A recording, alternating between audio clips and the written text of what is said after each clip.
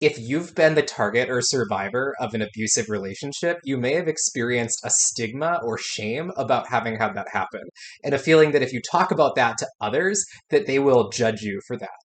That's because there are common misconceptions about people who are in those relationships or who have survived them. Let's look at a few of the biggest ones here and debunk them, so to speak.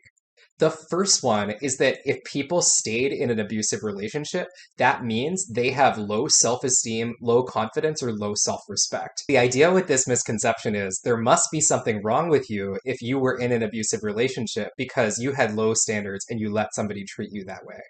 Here's what this misses. Often people who stay in abusive relationships aren't doing it for themselves because they're so needy or because they're so desperate.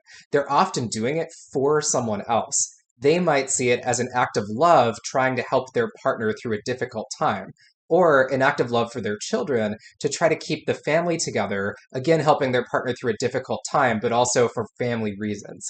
And even if that's not ultimately going to work, because a lot of the time trying to help an abusive person change does not work, actually, most of the time it does not work.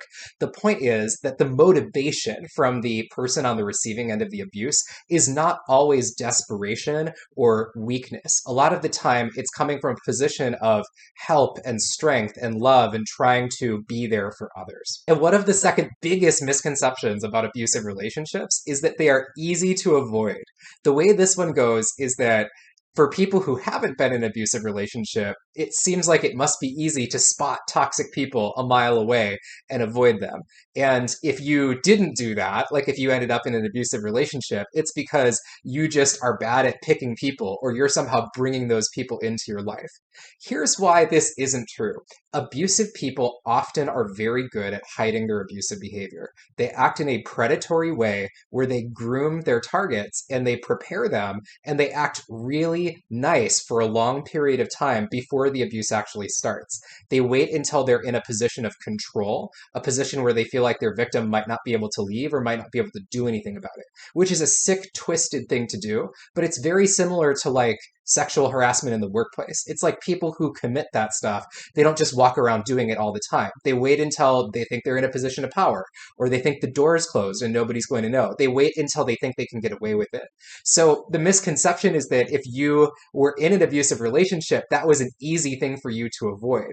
And the truth and the reality is that a lot of abusive people are just really good at hiding that part of themselves until they're ready to really let it out and try to express that part of their personality. Please let me know in the comments below if there are other misconceptions that you've experienced or you want me to cover on this channel. I will make this a series where we cover different misconceptions and we'll release periodically over time. For those who are in an abusive relationship or who have been, I invite you to check out the links in the channel below for other helpful resources about can abusive people change, how to leave, steps to take after leaving, how to take care of yourself, and all of that good stuff. Thanks so much for watching, and good luck with your situation.